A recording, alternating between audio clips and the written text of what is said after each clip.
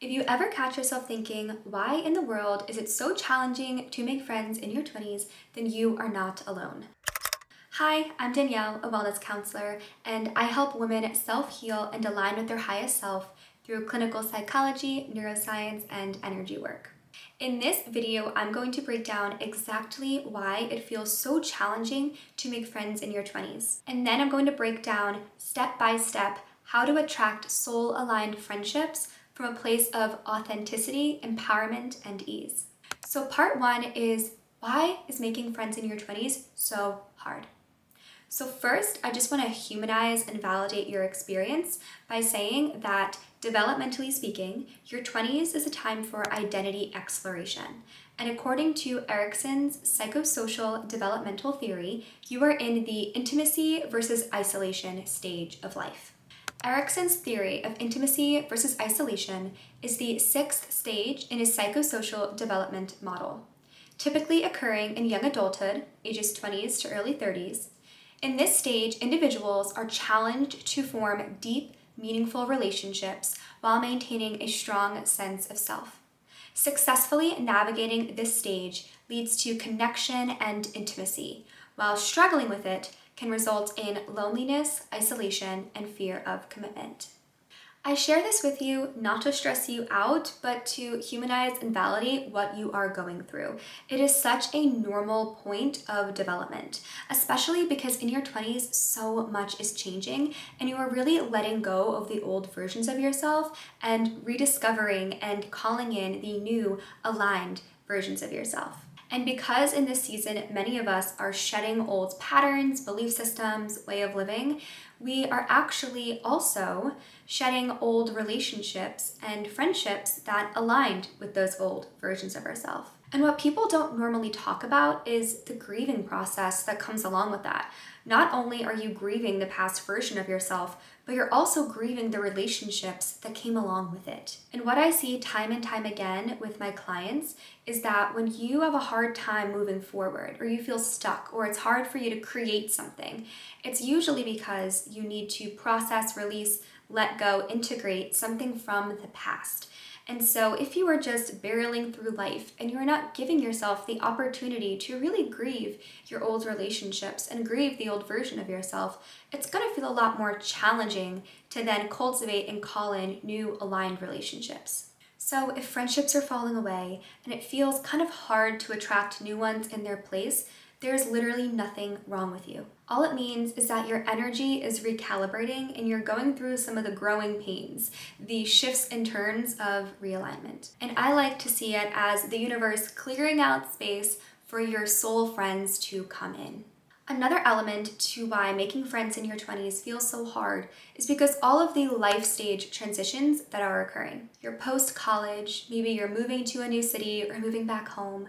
Your priorities are shifting. Some people are getting married and having babies. Some people are starting businesses. Some people are backpacking through Europe and selling all of their belongings.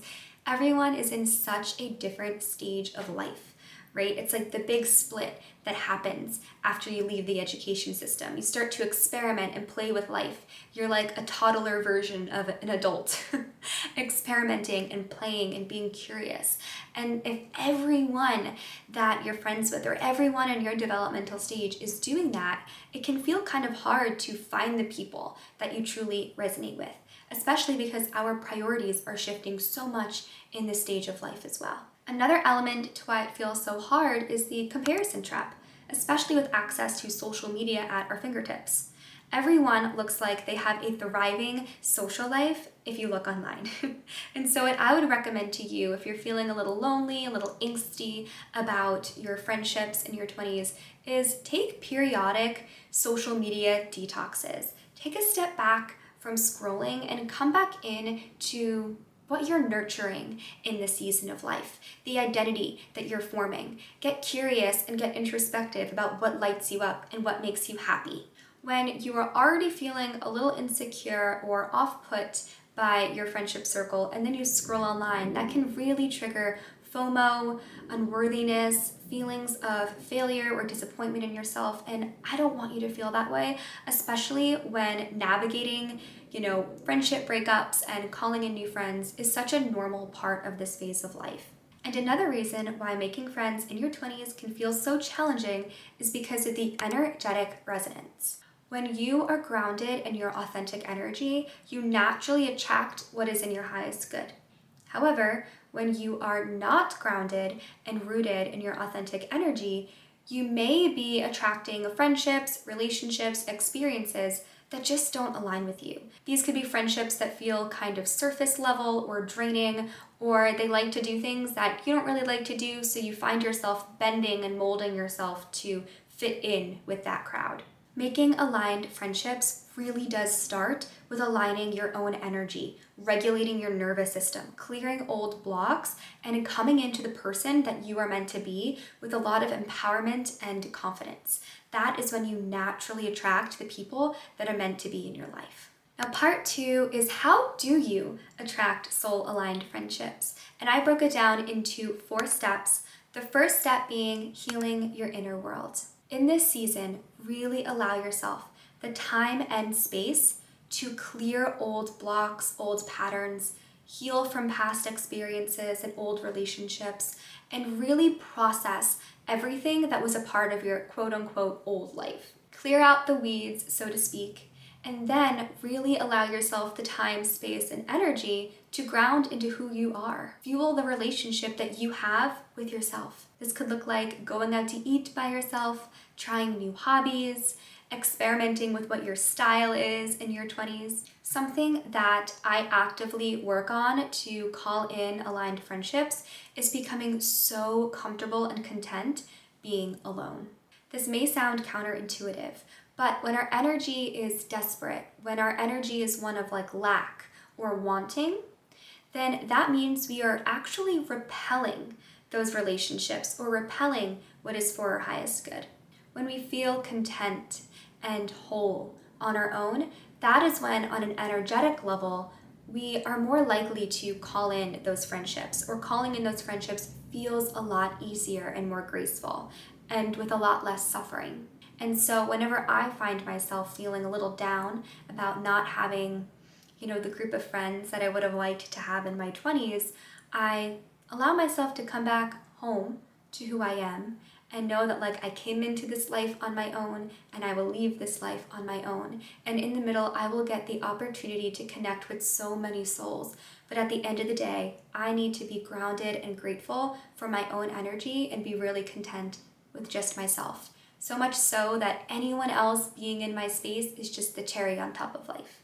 The second step is to put yourself in soul-aligned places. So go where your values are, go where your passions lie, go where you feel lit up and excited to be alive.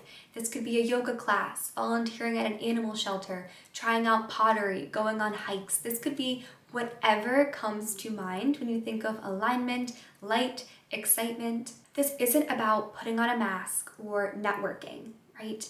This is about putting yourself in the spaces that make you feel most like you so that you're more likely to attract the people that also resonate on that same vibration. So when you go to those places, just show up with confidence, curiosity, and an open mind. You never know who you might meet, and you never know how those experiences will shape your perspective of the world and the type of friends you want to call in. The third step is to lead with vulnerability. And to quote Brené Brown, vulnerability is the birthplace of connection. So be the one to share first. Take the conversation a little bit deeper and be open and human. Your soul-aligned friends are not stuck on the surface complaining, gossiping, or talking about the weather, right?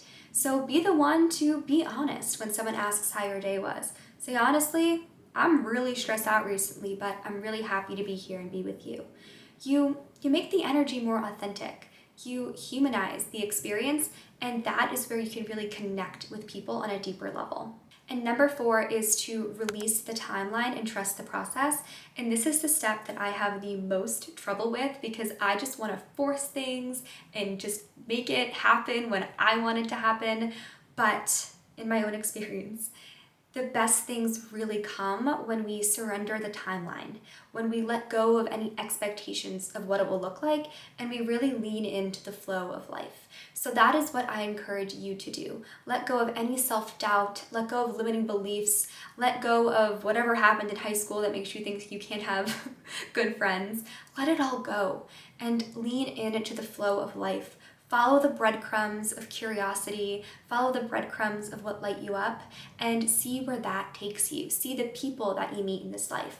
Also, have an open mind about who those friends might be. For example, one of my soul sisters in this lifetime I've known since I was in middle school, but we didn't really become friends until post-college. And so we really clicked. I consider her my soul sister in this life, and we've known each other for a while. So I consider her like an old new friend or a new old friend. I don't know how to say it, but it was someone who was kind of in my life for a while, but we didn't really click until later in life. So allow yourself to be curious and have an open mind about who those soul friendships might be. And now part 3 are the tools to help you heal and align. The first one is to meditate into your heart energy. This could be a meditation on your own, this could be a guided meditation, but do a meditation that supports the healing of your heart. Let go of any blocks, any limiting beliefs, any negative past experiences that may live here, so that you can really open your heart up to attracting those soul-aligned friendships. Meditate to ground your energy and clear any limiting beliefs. The second tool is to journal and reflect. Reflect about who you used to be and who you're becoming. Reflect about your old relationships and the relationships you want to call in, right? Use this time to really get clear on all of it.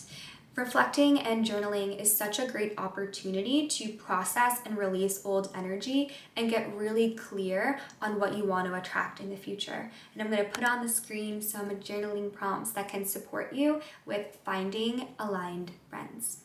The third tool is to visualize. So after your meditation, keep your eyes closed and play a mind movie of the best case scenario. A mind movie of what your life would look like with that circle of aligned friendships. This could be a vision board night. It could be you guys hiking, having a book club, whatever lights you up and you imagine your friends doing. Visualize that, but visualize everything. Visualize the group chat name, visualize yourself having a bad day and calling one of them up and feeling so much better after that phone call. Play a mind movie of the absolute best case scenario in the morning, right when you wake up, right before you go to bed at night. Program your subconscious with the possibility that this is your reality. Tool number 4 is to go on a solo date once a week. Every week, I want you to take yourself somewhere outside of the house and do something just with you. Get outside your comfort zone and get really comfortable being alone, really confident in your own energy, because that is what's going to help you attract that group of friends. It's not going to be through desperation and wanting. It's going to be through actually the lack of wanting. It's going to be through being so content with your own energy and your own space. That is when your manifestations usually come in. And the 5th and final tool is to try out a new hobby at least once a month. I mean, something that you're probably not even going to be good at. Go outside your comfort zone. Go try out a hobby. Maybe it's something you've done all the time. Maybe it's something new. But just play with the energy of this hobby, and this hobby, make sure it's aligned. Make sure it lights you up. Make sure it resonates with who you are and the person you're becoming.